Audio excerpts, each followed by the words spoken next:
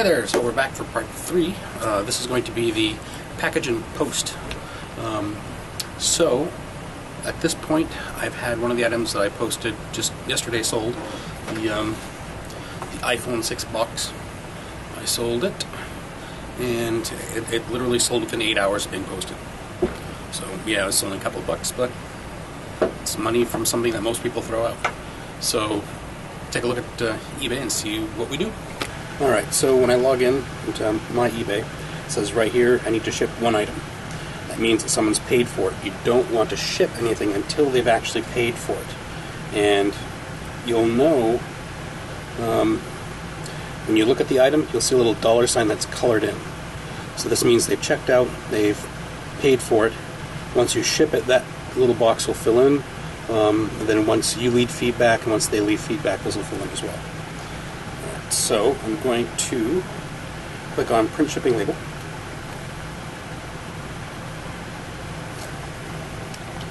Alright, so right over here on this side, you're going to see, your address is going to appear here, and the address of the person who purchased the item there for their privacy. I'm blocking that off. And you're going to have this screen right here. So this is where you choose the service you want. You can choose USPS, you can choose FedEx or UPS. Then you select the package, what type of service from that company you want to use, priority mail, whatever. Because this is under 13 ounces, I'm going to use first class mail. And you want to select the weight. So you need to have a scale to know how much the item weighs. So this, with all the packing, is 10 ounces. Alright, and it's going to give you how much it's going to cost for shipping. Now normally it would be $3.94, but because I use them so much, I get a 22% discount, so I saved 87 cents. Now, I get to pocket that, which is nice. And that's pretty much what the fees for eBay is going to be, their final value fee. So it's really helpful. So next, it's purchase postage. Alright, so your label pops up here, and all you have to do is click Print Label, and it'll print right out of your printer. Alright, so a couple of tips on packing. Bubble wrap is cheap. I go to Sam's Club or just about any wholesale store. You get huge rolls. I got a huge roll for like $12.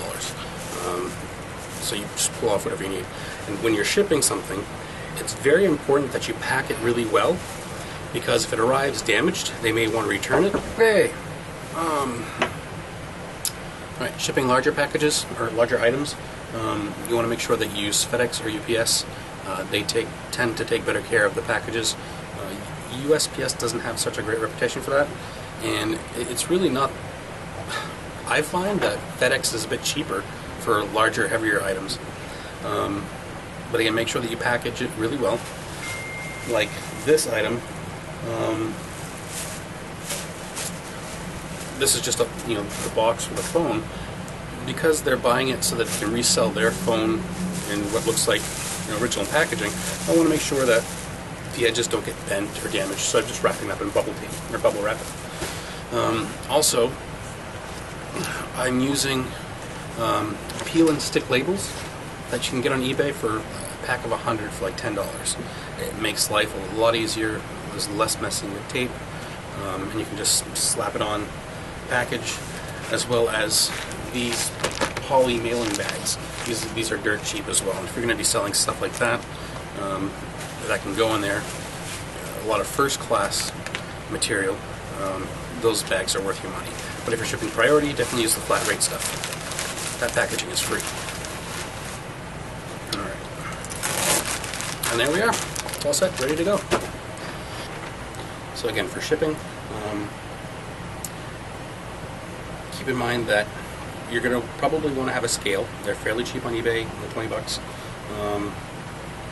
You don't need to have one, but they help out a lot, especially if you're going to be selling things that don't fit in the flat rate packages. And even some things that may. Priority mail sometimes can be cheaper than the flat rate. Just a lot of playing around with the eBay shipping calculator tool they have built right into it. So once you ship it, once the buyer receives the item, right, and when you purchase shipping through eBay, you automatically get a tracking number. And the buyer gets one as well. Now, as soon as they receive it, eBay gives them 14 days to basically return it if they want. You know, they'll open a case or provide some reason why they're not happy with the product. For your first 10 sales, you're going to want to make sure that in the package you put a little note in there saying, you know, thank you for your purchase. I hope everything with your orders is fine. Please leave feedback. Right, a little nudge to help them leave feedback, because that feedback is what's going to get you to your next level of eBay privileges, I guess. One of the nice things about having or using USPS for smaller items is that you can schedule pickups. They have a free phone app. You can go to their website, schedule a free home pickup where you just tell them I've got 10 packages, probably weigh about 50 pounds, and they'll come pick up the next day, no extra charge. So you don't even have to leave the house, which is really nice. Once the item is sold and it's been paid for, what you're going to want to do is go down the list on your eBay page to sold items, find that, and leave feedback for them. If they've paid, they've done their part of the job, so positive, and just click positive, then type in, you know, great seller, paid on time.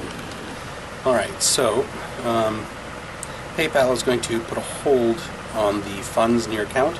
You can still use the money for shipping, but you can't withdraw it or use it from PayPal until, I believe, after 14 days, once or after the buyer has left feedback.